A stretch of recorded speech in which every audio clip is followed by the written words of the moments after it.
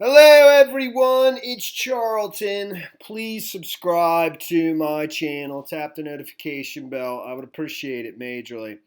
So, I just wanted to do a little video on this, the fact that somebody that attended the CPAC conference or the Conservative Political Action Conference from September 26th to 29th, and actually this individual was there, according to Matt Schlapp, all 4 days,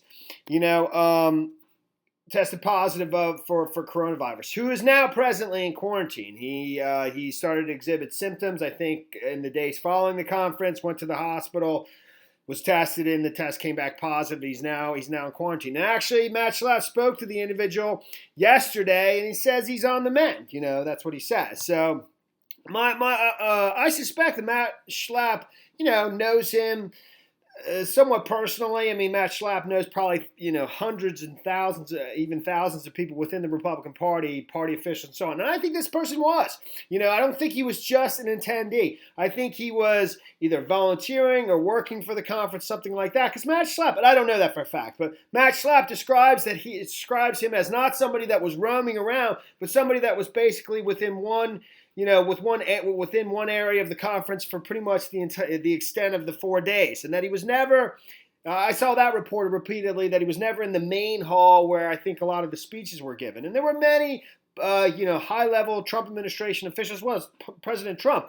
But the story here is that Matt Schlapp had actually interacted with this person and had incidental contact, I think is what he called it, very briefly. And I'll play the clip in a second. Incidental contact with the attendee very briefly.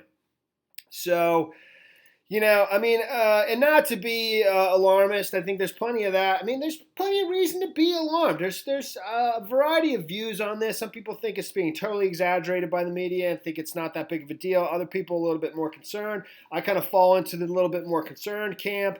But I would be shocked if somebody else didn't catch the coronavirus from this guy. Being that, if this person's working in one location, I don't know if that means working a booth or what, but more likely than not, shaking hands with many, many, many people, you would think. I mean, that's what you do at these events, is you just shake hands over and over and over again.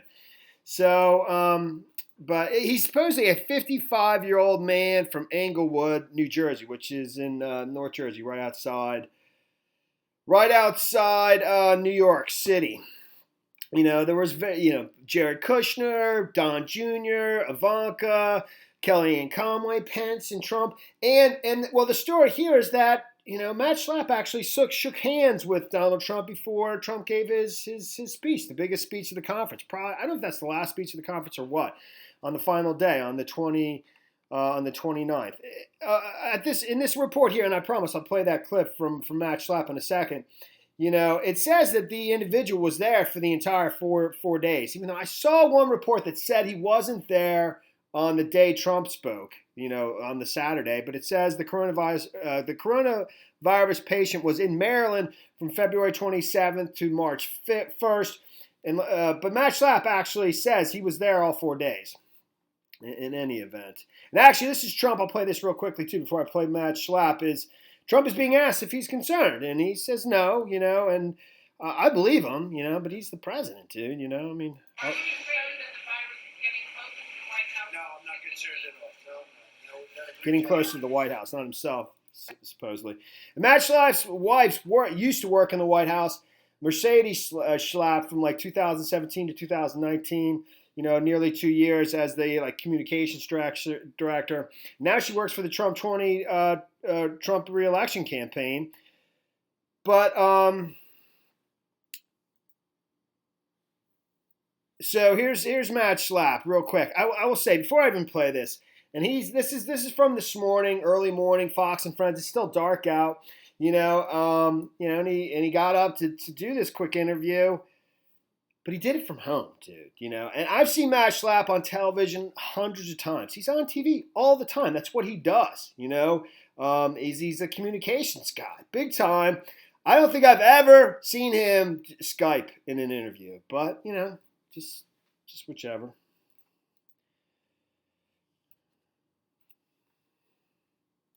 Will be continue to give any information we can possibly give to our attendees at every step of the way as we learn more information that we can possibly disclose. Matt, to be clear, you didn't have physical contact with the patient. You spoke with the patient on the phone.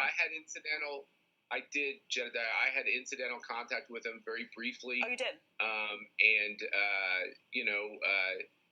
That is something that's you had contact concerns with him. everybody. You had contact with him at the conference. I'm referencing yesterday was a phone conversation that you had with him.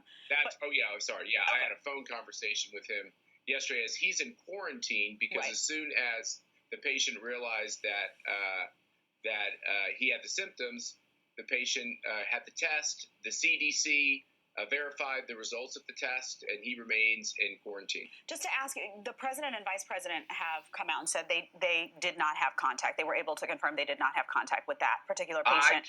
I can verify that he had no contact. Over the course of 4 days, with somebody working in close confines with hundreds, thousands of people, shaking in hands, I would be stunned if somebody else didn't catch it from this individual, But, there's a number of things that concern me. Like I said, I kind of fall onto the more cautious. I mean, it's funny. I just was asking my wife, and we did a little bit of, stocking up on water and stuff like that, like a week ago, even though people are kind of doing it now. And just because I've seen the reports about toilet paper, I asked my wife while she was at the grocery store, and maybe, if there is any left, pick up some toilet paper, but there is no left, So the thing that concerns me, the two things that continue to concern me, one is it seems to me, and I'm not a doctor, I'm not an expert, it seems to me that the susceptible groups, the elderly with underlying complications, it seems to me like this virus kind of kills them pretty quickly, and not something that's like a drawn out for weeks, and then they finally succumb to it, but something that kind of takes over them and kills them within a week's time or something like that. I don't know if I fully understand that, but that's how I understand it, and that's pretty concerning to me.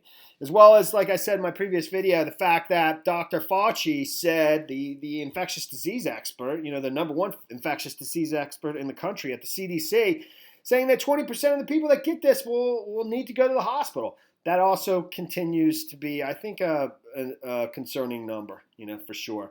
All right, and that's the story there, man. Thanks for watching my videos. Please subscribe to my channel. Give me a like down below. I will see you in the next video. Later, man.